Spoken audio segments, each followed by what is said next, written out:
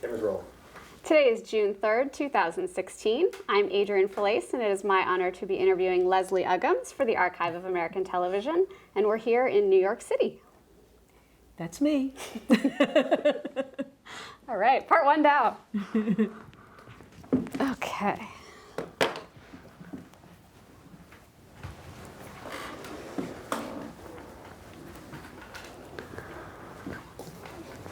All right.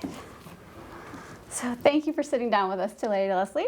Thank you. So we'd just like to start with some background information. So what was your name at birth? Leslie Marion Uggams. And when and where were you born? I was born in New York City, and the hospital that I was born in was called Women's Hospital, which later on became St. Luke's Hospital. And I was one of the first black babies born in this hospital. Oh. Where did you grow up? I grew up in Washington Heights, and near Edgecombe Avenue, which was a very famous street for musicians back in the 20s and the 30s. And we had this great park in my neighborhood. But yeah, I was a Washington Heights girl. What were your parents' names and what did they do for a living? My My mother's name was Juanita Uggams. I always laughed because her name was Juanita Smith. I was a Smith. And my father's name was Harold Coyden Uggams. And what did they do for a living? My mother was a waitress, and then I came along, and she was still waitressing for a while, and then I started doing a lot of things as a kid, and my father said, you have to be with her, so she quit her job. And my father did a little bit of everything. He always had 3 jobs. He was a college dropout. Do you have any siblings? I had a stepsister who was older than me from my mother's first marriage. What traits do you think you inherited from your parents? They were fun people.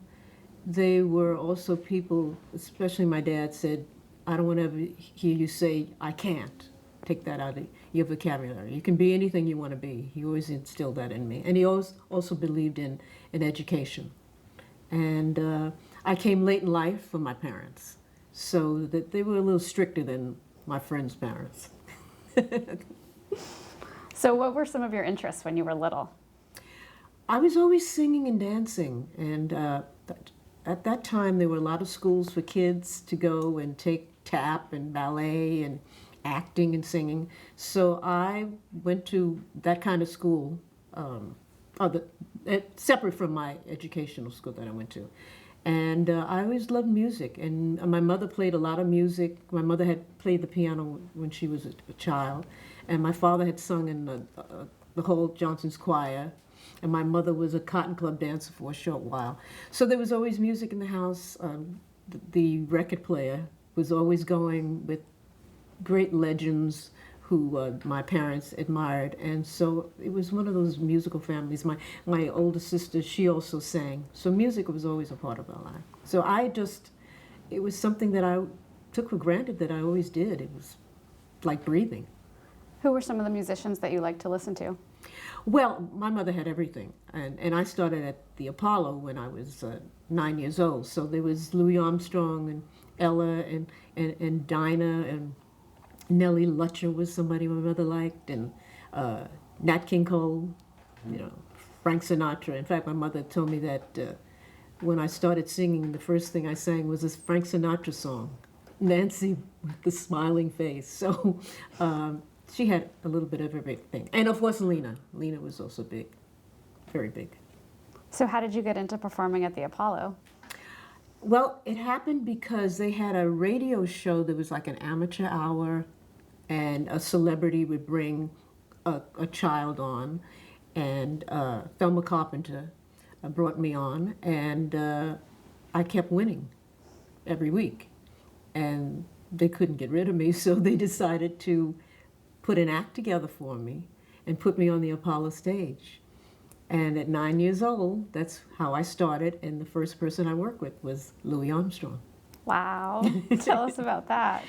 It was so much fun, it was like my education. It's the best part of learning your craft that could possibly happen was playing the Apollo, because we did 29 shows a week. And so therefore you learned how to suck it up and do your show. And Pops, he was great, he embraced my mother and I, and along with his wife Lucille, and so we used to hang out at his house even when I wasn't playing the Apollo. And of course I used to watch every single performance of the artist that I was working for, whether it was Ella or Dinah. I would stand in the wings and just watch every single show. Wow. And then to get the opportunity to sometimes do a song with them as well. So it was a great, great experience. And I usually played there during the summertime and around Christmas time. And of course, those famous amateur hour shows that happened there. That was a great experience to see these people coming on and trying to win this contest and hope that they get to play the Apollo. And Ed Sullivan used to come up there every time there was a new show, and he had a special box that he would sit in, and it was like, oh wow, there's Ed Sullivan, and of course the experience of that audience, which was a very tough audience. So I always say the cliche, if you can make it at the Apollo, you can make it anywhere. So it was a great, great education for me. So how did you get your start in television? I started television even before the Apollo. At that time, there were a lot of dancing schools and stuff for kids, and producers, television was early then. So they would go to all these different schools and pick out kids to audition for things. And so Milton Berle always had segments where he used kids. And my mother was told about this audition through the school that I was taking lessons from. And we turned up at the audition, along with Gregory and Maurice Hines, who were like brothers for me. And Maurice and I used to get picked every time as two of the kids on the Milton Berle show. And that's how I started doing TV. And there were shows like Star Time, which was Connie Francis and I started. She was still playing the accordion then, as well as singing. And so there were all these different shows. Arthur Godfrey, I was on that. I won that contest, and I got an opportunity to be on his radio show. And then I was on a show called Your Show of Shows, which was Sid Caesar and Imogen Coca, and at 10 years old. And so I learned television very early because they used a lot of children. So who was setting up these auditions for you? Did you have a manager? No, didn't have a manager. It was, through the grapevine, all the parents knew where you were supposed to go to do, your audition and everything. And there was always some way that you found out, but you didn't have a manager then. And then in 1951, you had a role on Beulah. Yes, I was 6. And they needed somebody to play her niece, and I auditioned for that, and I got that role. And that was my first time on television. Wow. At 6 years old, working with her, and with Julie Wilson, who was the famous Sam in Casablanca. He played her boyfriend.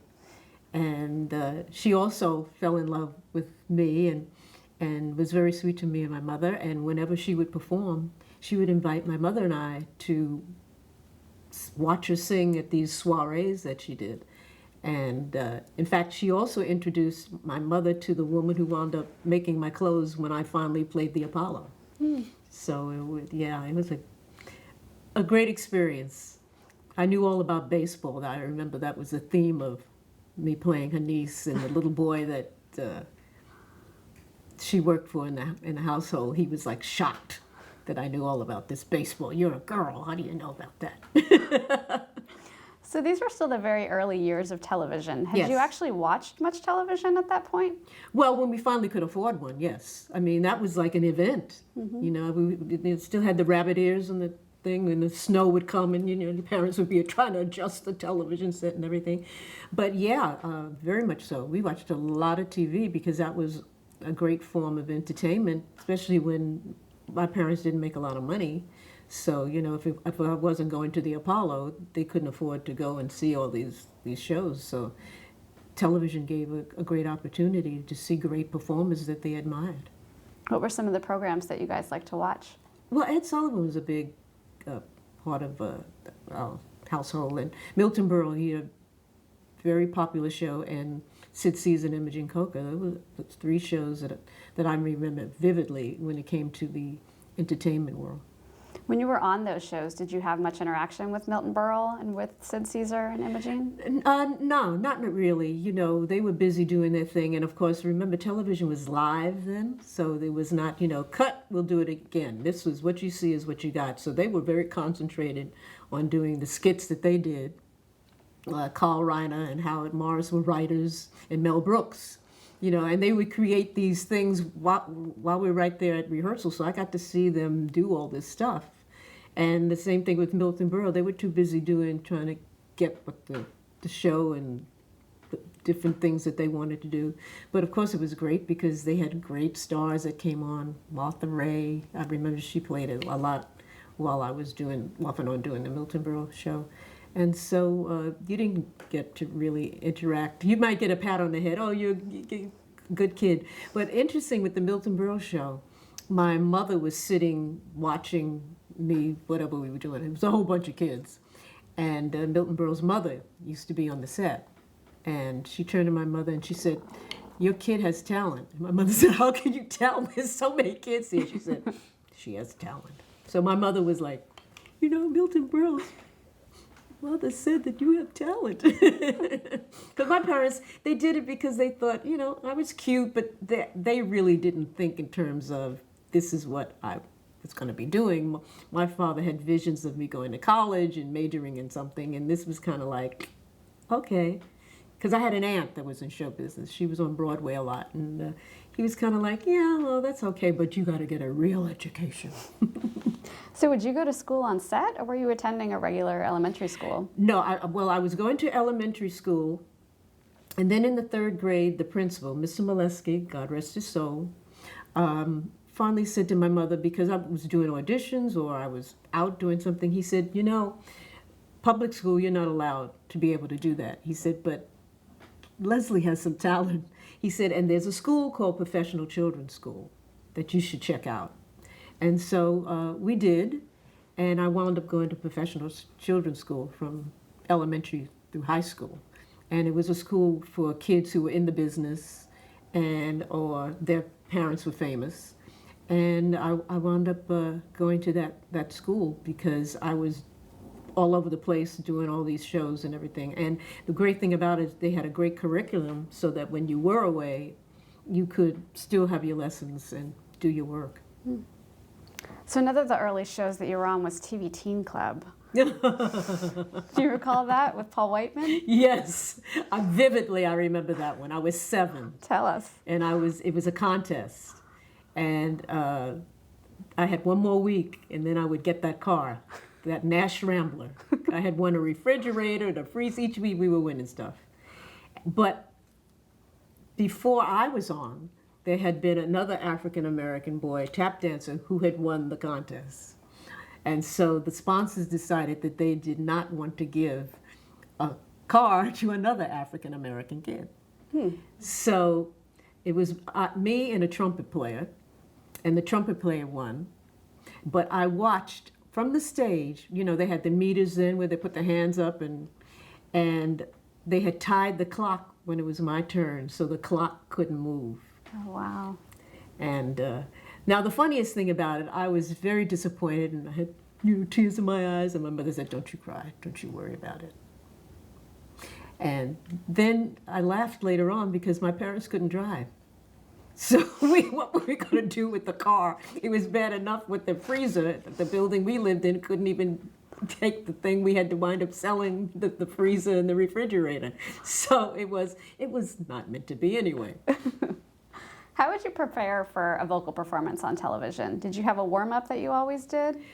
Well, most of the stuff that I was doing, other than when I was doing Martha Godfrey and those kind of shows, you weren't really doing anything where you needed to do a real warm-up. It wasn't until I got to be 12, 13 that I started really seriously taking singing, because I was just a natural singer. And then I learned, okay, you've got to preserve this, and you're doing certain things, and your voice has to be there when you do it. And then I had a great teacher, and he taught me certain things to do for warming up. His name was Donald Haywood. And Donald wrote a famous song called I'm Coming Virginia, which Tony Bennett has sung many times in his albums. And he was the one that I worked with, and he really, what I learned from him was just amazing. Because it was, it's like working like a prize fighter. It's not just this, it's all of this, And so that's when I started taking vocal lessons all the time. Did you feel that you had a separate persona that you put on when you would go on stage? Not really. I never thought about it. I just opened my mouth and sang, and then back to the neighborhood to hang out with my friends. So another of the early shows that you were on was Name That Tune. Yes. It's kind of a quiz show. Yes. Tell us about that experience. Well, that was so bizarre because it was a show that came on like 7 o'clock, and my parents and we would watch the show, we were having dinner or something, and they said, if you send in a certain amount of songs, maybe your name will be picked and you can join whoever. And so as a lark, I just kind of wrote some songs in and did it. And then one night we're sitting there and they said to the guy, if you answer these 7 songs in a certain amount of seconds, your partner next week will be Leslie Uggams. And I was like, what? and he did answer them. I was so I remember running out of the house down to the corner, and there were some friends of mine who, everybody watched that show, and they said, they mentioned your name, I said, I know. And that's how I got on Name That Tune. So the first week I was there, they asked me, George DeWitt said, well, what do you like to do? And I said, I like to sing. And he said, oh, really? What do you like to sing? And I said, at the time I loved He's Got the Whole World in His Hands. He said, so sing it. So I sang it, and the mail that came in from the audience was unbelievable. So then they wanted me to sing the next week. And meantime, I'm trying to win the contest with this partner for college. And that's how I got discovered by Mitch Miller, because he kept hearing about this little chocolate girl that was on Name That Tune. And the night he tuned in, I was singing the Lord's Prayer. And then he had me come down to do some demonstration records he was head of Columbia Records at the time. And he liked the sound and signed me to a contract to record for Columbia. And when I was on Name That Tune, I was 15 and a half, and when I did my first album, it was on my 16th birthday. Wow. What was that experience like of doing your first album? Amazing. It was surreal. But the interesting thing, because I'd sang the Lord's Prayer, when I first signed with Mitch, he had me do a religious album, which is a beautiful album. I love that album. It's called The Eyes of God. But as I eventually stayed on there and he got the television show, then I was doing the American Songbook kind of songs. And so my other albums that came out were more for what I did on the show. So let's talk about your work with Mitch Miller then. You were part of the original special for Ford Star Time with Mitch Miller. Yes. And then it later went to series as Sing Along with Mitch. Which was another bizarre story because he had been trying to sell the show for 4 years and nobody was interested. They went 26 old guys singing, even though the albums was selling like crazy. And so NBC at the time had all these specials with these big stars, and they weren't really getting the ratings. And it just came down to, okay, well, put that show on that Mitch Miller's trying to sell us. And the rating went through the roof. And the next thing we know, they're saying, okay, you're going to have a regular show. So then at the time, we were like every 2 weeks, because it was Bell Telephone Hour was on 1 week, and then we were on the other week. And our ratings just kept climbing and climbing. And finally, they said, you're going to be on every week. And that's how it all happened. And I wasn't supposed to be a regular. But then again, the mail came in. And so Mitch said, you're going to be a regular. And that's how that happened. Not too bad. Not too bad. So describe the show. What was the format of the show? Well, it was a family show. It was basically, we all did songs and there was dancing. But then at the end was when they had to have the bouncing ball and the lyrics would come on and people at home could, sit and sing with their family. And that was a very big thing. It was a very family-friendly kind of show. What was Mitch Miller like to work with? He and I got along great, and he didn't have the best reputation from a lot of people that were big stars that worked with him. But he and I got along very well. We thought the same way. He picked the right material for me to sing, and up until he died, we were still close. He would come and see me wherever I was appearing. The last thing he saw me do was on Golden Pond with James Earl Jones, and he called me up. He used to call me Lester. So he called me and said, "Lester, I'm coming to see your show." I said, okay. He said, "And I need 4 tickets." And he said, "And I'm paying for them." I said, okay. He said, "And they gotta be on the aisle." And he was like 90, 91 at the time. And he came to see the show. He loved it. And I had said to the guy in the door, I said, "Listen, he's old, so let me know and I'll come downstairs. I don't want him to come upstairs to my dressing room." Because it's one of those old theaters where all the dressing rooms mainly were upstairs and there was only one downstairs. And so I'm wondering, okay, well, I know Mitch is here. Where is he? The next thing I know, there's a knock on the door and there's Mitch. I said, "What are you doing climbing this up?" "Oh, I'm fine. Oh, God, I love the show. It's so fabulous and everything." And I said, "Would you like to meet James?" He said, "I'd love to meet James." So we went downstairs. I introduced him to James, and James loved him. And they were just talking back and forth. He had the best time. And that was the last time he was able to see me perform. But we were neighbors, so I'd run into him at a Whole Foods. He would get his chicken. But he was terrific. So he would pick the songs that you would perform? For the show, yeah. He picked all the music for everybody that we would do each week. Are there any favorite songs that you recall doing?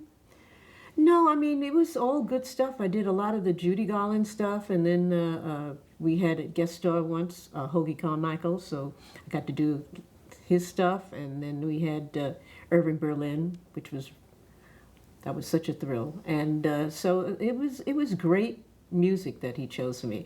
One time there was a song I said to Mitch, "I want to sing this song. I love this song."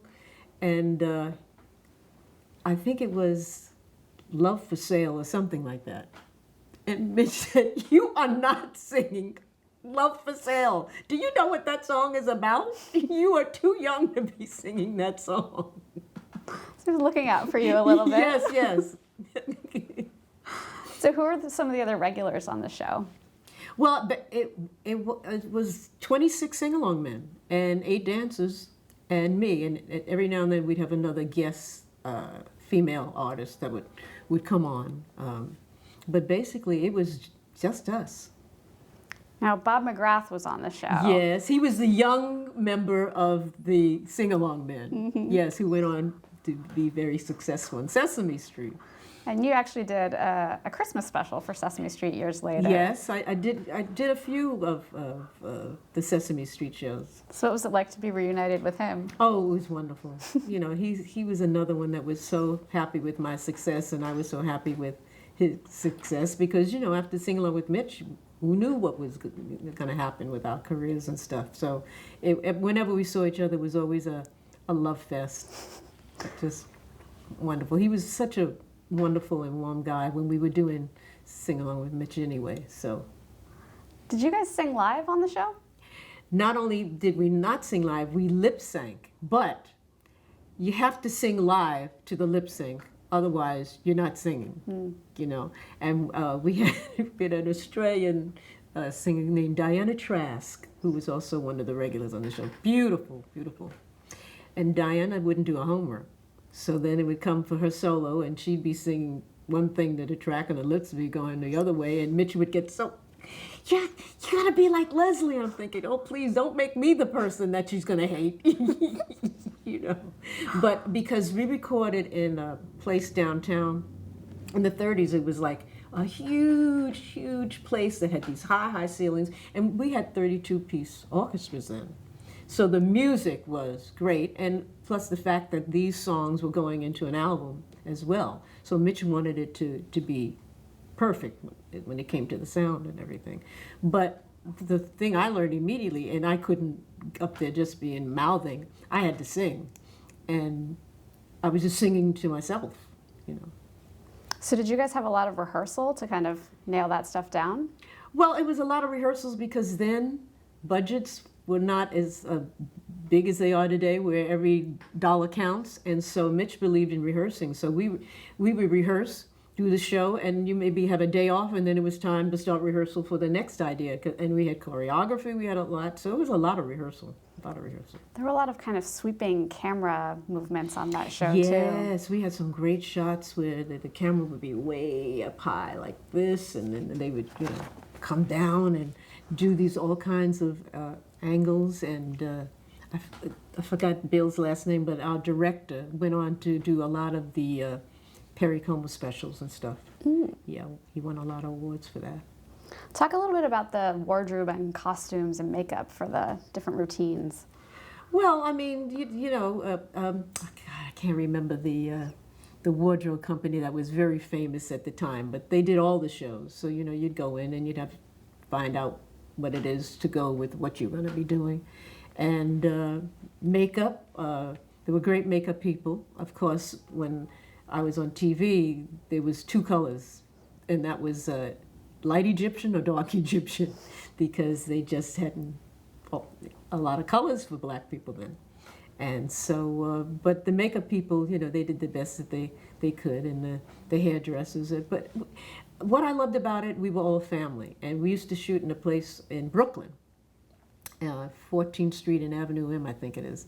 And there was a great Italian restaurant. So we couldn't wait for lunch break because everybody would like rush to this Italian restaurant. And that's the first time I had baked ziti. And it was so good, so good. And years later, I was doing a special about Gershwin with Jack Lemmon. And lunch break came. I said, Jack, you gotta go. It was called Luigi's. You gotta go to Luigi's. Get the baked ziti. And so he went over there and he came back and said, you're right. You're right.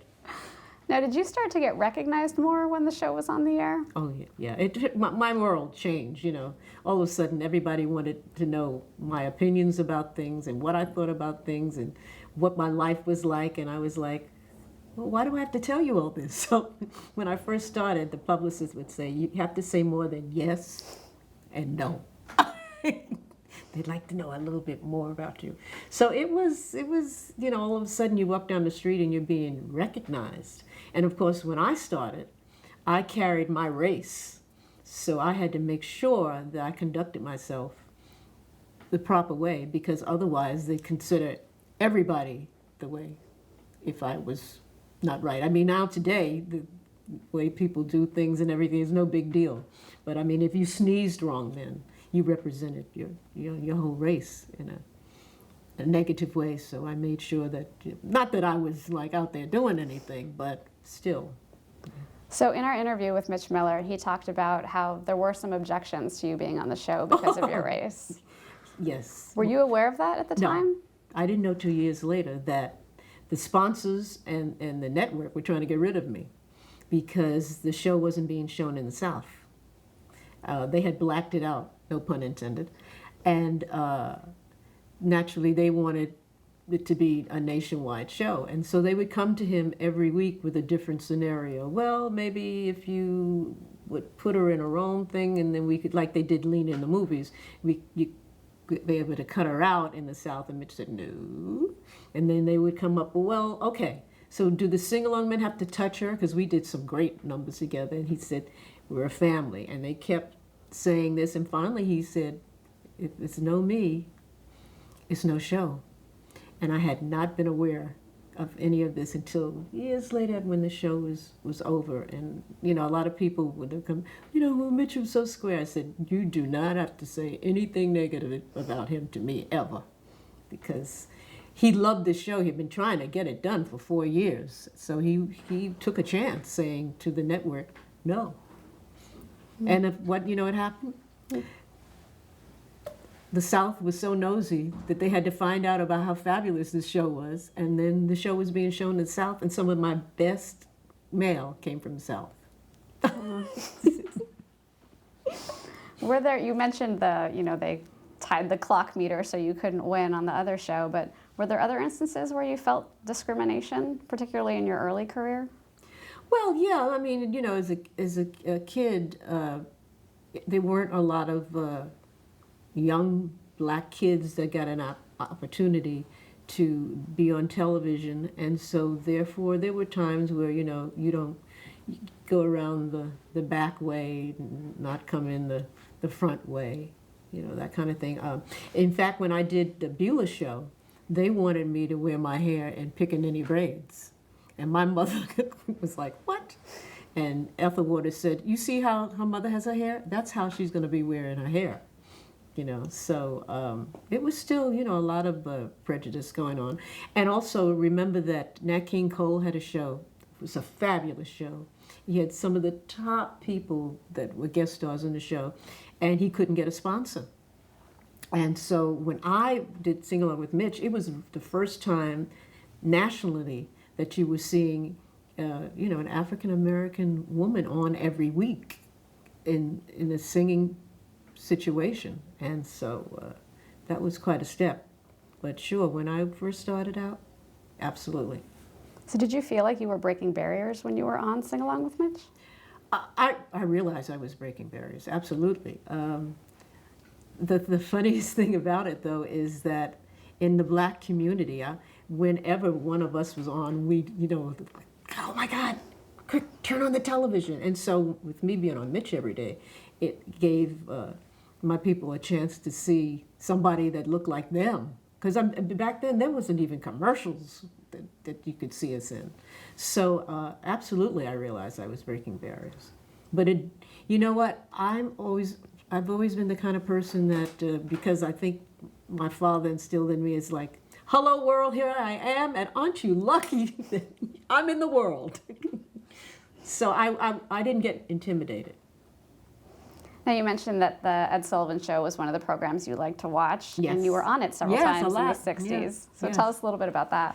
Well, that was always fun, but you never knew with Ed whether you were going to be on the show, because Sunday afternoon everybody would perform their number, and then he'd decide who was going to be on that night and who wasn't going to be on that night. Thank God I never got cut, but I remember I was sitting with a wonderful comedian, Toady Fields, and Toady says, "Oh, I hope Ed is not going to cut me." And I said, "Toady, you're too funny. He's not going to cut you." She said, "You never know, because with comics, they were the ones that seemed to get cut." But she made the cut. I think we lost a magician that show, a juggler, whatever.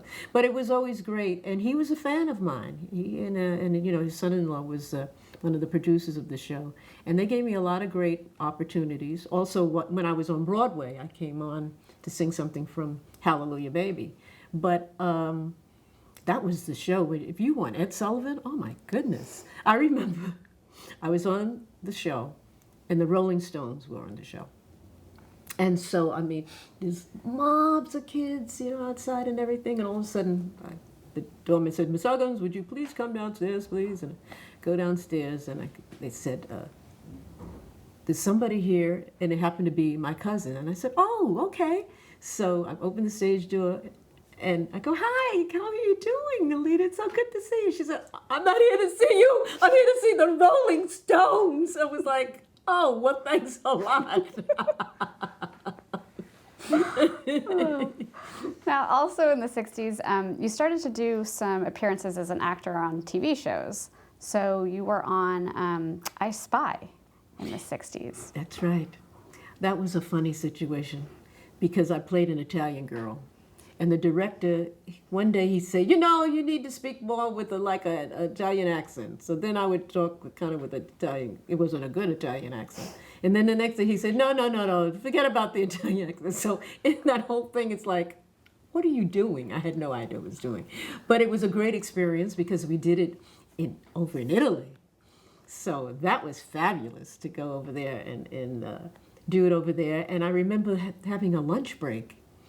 And when they have a lunch break, they have a lunch break. And then we all got little bottles of wine. And I was like, how does anybody get any work done here with the wine and the thing? And it was like 2 hours later, and then they said, okay, we'll go back to filming. And I was like, this is crazy. This is crazy. Were you actively trying to pursue kind of more dramatic roles at that time? Well, what people don't realize, I had studied acting since I was 8. My first class, I was in class with Sal Mineo, you know. So I was taking serious acting lessons. And so off and on, I was always studying with someone. At one point, I was studied with Bobby Lewis of Actor Studio one time too. But the one that really did it for me was Stella Adler, who I met through my husband when I was doing Hallelujah Baby. And my husband said, well, you know, I got some free time. Let me see what this world is all about. My wife is, you know, on stage and everything. And she thought he was the next Marlon Brando. And she really wanted him to do his thing. But my husband said, you know what? I'm not doing this. Maybe if I was real young teenager, I might be interested in doing this. But we formed a great friendship with her as well. So then I started studying with her. And she said to me, when you perform a song, you're acting. So what if you can act? And I worked with her, and she changed my life, you know. And I always remember she said, never be boring. And it was a great opportunity. And we just adored her. And we lived in the city, and then we moved to California. And then in the summertime, she would teach a class out in California. And she would always invite us to have dinner with her. And so one night, she always stayed with Marlon Brando. So she invited Graham and I to come up to the house. And I'm thinking, oh my God, I'm going to meet Marlon Brando. This is so exciting. He never came out of the bedroom. We were there for hours and talking and things. And I said, where's Marlon Brando? She said, he's in the bedroom. He never comes out. So we never got to meet him. Now, we talked a little bit about breaking barriers. This was the era of the civil rights movement. Mm-hmm. What role do you think television played in the movement? Well, I mean, little by little, you certainly saw more of us because people became aware that things had to change. And so you saw changes happening slowly, but they started to realize that also money talks. We buy a lot of products. And they finally realized, oh my goodness, we need to start showing people that reflect these people because they're buying all the hairsprays and the cereals and things like that. And finally, things slowly started to change, but slowly. But it did make a impression on them because our voices now were being heard and it was being seen on television what America, which is supposed to be this fabulous country, were treating people of color. Mm-hmm. Now, you got your own show, variety series in 1969, the Yes. Leslie Uggams Show. Did you see that as kind of playing a part in civil rights in the movement in any way? Yes and no. At the time, I had a deal with CBS to come up with a sitcom. And then all of a sudden, the Smothers Brothers got fired because they were being too political. And the next thing I know, my agent is saying, oh, you're going to have your own show. And I'm like, oh, yeah, what? He said, you're going to have your own variety show. And I said, okay. I thought we were like talking about the acting thing here. And they said, no. And you're taking over from the Smothers Brothers. And I said, what? So it was a great opportunity, but very political. Mm. But you want to talk about civil rights. What they put me through just before I ever did a show was unbelievable because, I mean, if I had different wigs on or different things on, because you're not beautiful enough, we have to do this, and the head of the network at the time, my manager and I, we went to lunch with him, and I'll never forget, he said, well, you're not so bad looking. You're not pretty, but we'll do something with you. And I was like, well, welcome to CBS. And I mean, it put me so many changes before I even got on the air. But the one thing that I was determined to do was, okay, you got me here. I had a black cameraman that had never happened before. I had a black choreographer, Donna McHale. We had an integrated dancers, Latino, black, white, doing dancing on the show. And I had a fabulous writer by the name of John Amos, who helped write the sketch that we did in the show called Sugar Hill. And the conductor of the music was black. So we had a lot of us represented on the show. It only lasted 10 weeks, but it was 10 weeks that we got people that were talented to be able to be with me. Did the network have input in the guests? They had input in some ways, but I brought flavor. I remember when I had Sly and the Family Stone, because I was at Up, and they didn't know what hit them at CBS, because Sly and that whole family, they were in a haze and they were crazy, but it was such good entertainment. I had the Temptations, I had Stevie. I said, this is what I'm about. The other people are wonderful, but this is what I'm about. And then we had the Sugar Hill segment. Yeah, what was that? Which was kind of pre Good Times in a way, and it was very popular with the audience, and it was great, and I was lucky because the woman who played my mother in that sketch also played my mother on Broadway, Hallelujah Baby, Lillian Heyman, who I'd known since I was 6 because she and my Aunt Eloise did Porgy and Bess together, and so therefore it was like having family there. And another friend of mine, Kilpatrick, he played my husband. And I had known him because he was in Porgy and Bess too, and along with his wife. So it was like having good family around you. Did you get mail from viewers? I never really saw any mail from CBS. So I'm sure there were people out there that were not thrilled about it, but we had a heck of a rating. But unbeknownst to us, we were not there to be there. We were there to take the heat off the fact that this very popular show called The Smothers Brothers, and they had been fired. So you bring in a black woman, and so therefore that shut that up. They were very clever in shutting that up. And but they had plans for Hee Haw, which was, they were doing in the basement rehearsing. And the next thing, I'm sitting in the dentist's office and I find out we've been canceled. I'm going, oh, well, that's nice. And then I got home and somebody said, you don't know me, but. And I thought, this is terrible. What a way to tell somebody they don't have the show anymore. Not even face to face. You got to read it and you need somebody on the phone and everything. But those 10 weeks that I did it was a great experience. And I learned a lot. And many, many, many, many, many years later, I'm at a function, and that same person that put me through, I'm not pretty, I'm not this, and all like that, we wound up sitting at a table together because I was doing some kind of fundraiser, and all the networks were there, and I was one of the presenters and stuff like that. And he said to me, oh, you were always so beautiful. My husband and I looked at each other and said, really? I don't remember that part at all. You had mentioned the Nat King Cole show. There were a few other shows that were headlined by African Americans, but they were all men. You were the first woman to headline her own variety show. Yes. So that was something. Mm-hmm.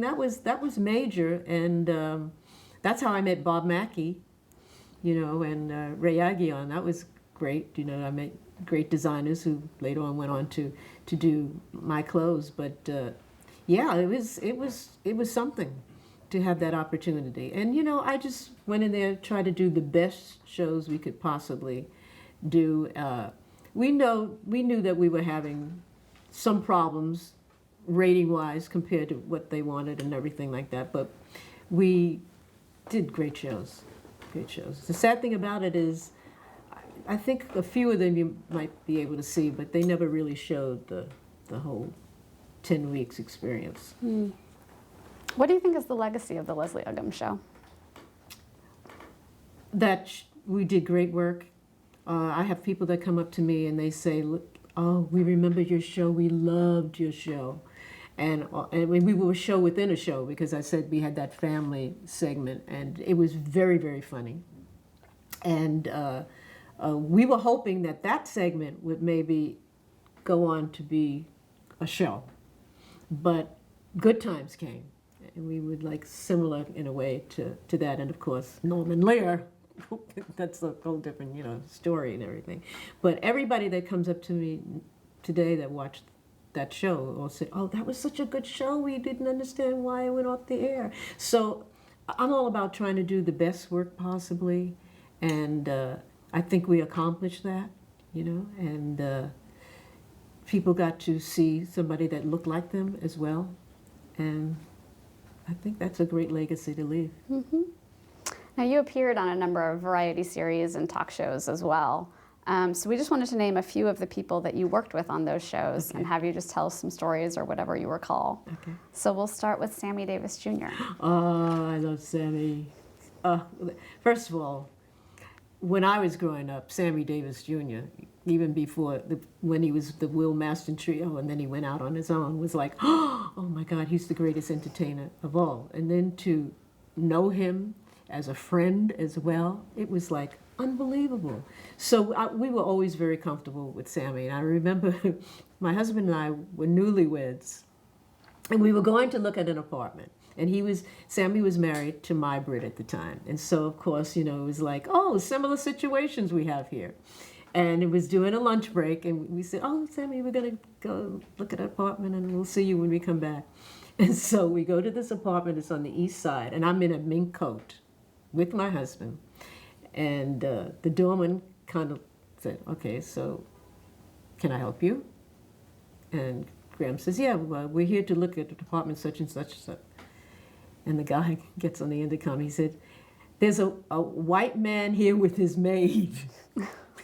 I thought to myself, a maid in a mink coat? She must be doing well. And so then we go up, and the woman opens the door, and she's like, first of all, I think she recognized me, and then she was like, oh my God. And I thought to myself, we ain't going to be in this building. Nix that. And we came back, we told Sammy the story, and he said, see? But I loved working with Sammy. It was just a joy, and loved hanging out with him. And, he was such an entertainer that you could only learn from watching him. And he was just a sweet, sweet man. And Maya was a wonderful woman. So that was a great experience. Flip Wilson. Flip, he was different. I mean, he was fun, but he was very quiet. So I didn't get to really know him. But of course, you're on a top show, and that Geraldine character that he created was just amazing. So that was fun to do. So his show lasted a little longer than some of the others. Oh, yeah. He was a huge success. He was on for quite a while. The show could have kept going, I'm sure, if I think he wanted to finally pursue other things. But, that Geraldine character, people were like tuned in every week. They're going to see him do that character. Mm-hmm. Dean Martin. Oh, I love Dean Martin. What a gentleman. Everybody thought, he was, but there was tea in that. He wasn't it. But he did that persona and everything. And he loved having me on the show. So I got to do it more than once. And one of the dancers from Sing Along with Mitch was one of the girls that was on his show, the blonde one that they used to do a lot of comedy with her. But he was terrific to, sing with, and he just loved me. He could go, oh, Leslie, I love doing duets with you. And he was just a special, special man. It was so sad when he lost his son, because he was never the same after that, when Dino got killed in that plane crash. And they were so close, But to work with him was such a joy, such a joy. Johnny Carson. Johnny Carson, now, I met Johnny when I was like 17, 18, they used to have these functions, and they'd have different people sitting on the dais. And because I was on Sing Along with the Mitch, I was one of the people. And I always wound up sitting next to Johnny Carson, who then was a wild and crazy person. You know, then, of course, when I got to be more famous and everything, he loved having me on the show. And if you got to sit down on the panel, that meant something. So he would have me sit down there and we would talk, but you never really got to know Johnny. But when I knew him, he was wild and crazy when I first met him. But then, you know, he stopped drinking and all that stuff, and then he became, you know, more of a statesman. But it was great working with him. He liked good singing. Jimmy Durante. Oh, well, I was just, you know, really too young to really know what he was all about. So I was very comfortable with him. But he was amazing, absolutely amazing. You know, a lot of these people are funny, though. They're very quiet in their own kind of way. So he was not, you know, the person that you saw on television, and you know, that kind of thing. But that was thrilling, because as a kid you saw those movies, and I'm going, I can't believe it. I'm with Jimmy Durante. And, you know, when I look back at people I work with, I go, girl, wow. Frank Sinatra. FS. FS. He was the man. He was the man. But he was tough. You know, you better bring it. He was tough. And when I did that special with him, I was in Vegas rehearsing Guys and Dolls. And I'm going to be with Frank Sinatra on his special. So Bob Mackie made me this fabulous dress, and this that turban thing. So it was going to be me, Natalie Cole, and Loretta Lynn. And then John Denver, Dean Martin, I forgot who the third person was. But they shot the women in one day. So I come there, and I'm dressed and made up and everything. And somebody knocks on my door, and I open the dressing room door, and they said, Frank is not in a good mood. I went, what? What happened? He said, well, he had a little problem with somebody earlier, and Frank only liked to do one take. And he wound up doing like 7 takes. And so he was not happy. And I said, oh no, because he and I are going to do this fabulous duet of Lady is a Tramp and everything, and I got this dress, and so as I'm walking out of the dressing room, Frank is coming out of his dressing room. And I said, I heard you had a fabulous day. And he looked at me and he started laughing. And so then we went on and did our number, and it was great. But I had sung at a few functions that he had been at, and he'd say to the audience, that girl can sing. She's fabulous. So that was a thrill. Was there anyone in particular that you loved doing duets with? Well, Frank, I mean, that was like killer. You are making history with him, and you know, he had a certain groove, and you had to make sure that for you to work well together to do that groove. But I mean, I 3 years old, my mother said I was singing his song. So for me, this was like, I'm singing with Frank Sinatra. In 1968, you won a Tony for Hallelujah Baby, and you were also on the Tony Award broadcast many times throughout the years. Yes. What does it mean to you to be a part of the Tonys? Well, to me, it's part of being part of the theater. The award is great, and it's wonderful to be recognized, but there's something about when you are part of the actors and actresses who are part of the theater, you're like a family. And to win your first time out, you know, I didn't realize it then because I was still very green about that whole process. The first day of rehearsal, I had memorized the whole script. I didn't realize that you're supposed to like sit down and you talk about things. But I knew my lines already, and they all looked at me like, oh, she's going to be trouble. And the people that I got to work with, you know, Comden Green and Julie Stein, that was a great lesson every time we had a rehearsal. then when the awards and the nomination, it didn't sink in, you know, when people say, oh, congratulations, I didn't get it. And then all of a sudden, I was like, oh my gosh, I've been nominated for like the award. Then I was like, oh, this is, and to be in company of people who had done many Broadway shows, I was just honored. And then to hear my name, it was like, it just blew me away. And it was just a most, I don't even have words for it. It's just like you're walking on air because you're going, I got a Tony Award, you know. And it validated me for this kid that new on the block, you know, all of a sudden that producers and directors take you more seriously. And so it's quite an honor when you win that award. Groucho Marx, I think, actually handed you the award. He handed me an award. He never stopped talking. I never got to thank anybody because he was still doing his shtick. I wanted to, this is my moment. Were there lessons that you learned on the stage that you brought to television or vice versa? Well, you know, when you do theater, it's a whole different animal because you start from the beginning to the end. And it's a lot of discipline. It's a lot of, these are the lines. You can't make up your lines.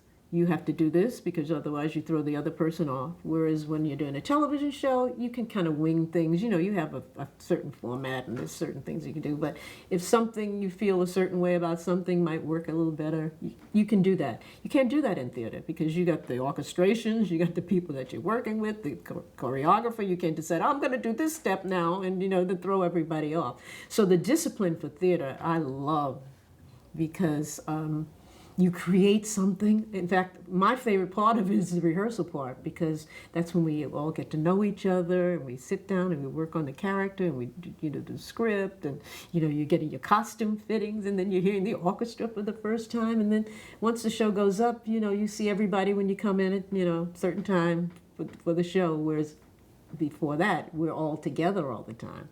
But that's a discipline that I always think if people can do theater first before they do movies and things like that, they would learn a lot from doing the theater experience. Mm-hmm. Let's take a short break and then we'll come back and talk about roots. Okay. All right.